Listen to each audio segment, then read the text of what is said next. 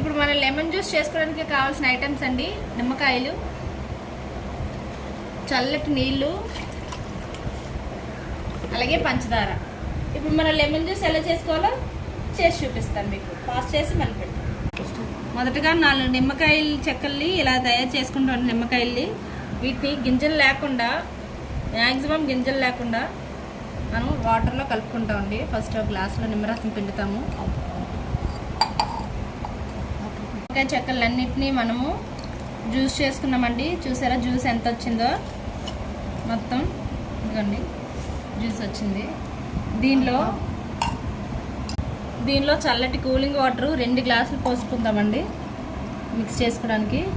ఇంకొక గ్లాస్ వేసుకుందాము. మిక్స్ చేసి కరెక్ట్గా ఇలా బాగా మిక్స్ చేసుకున్నాం కదండి. దీంట్లోన అంతే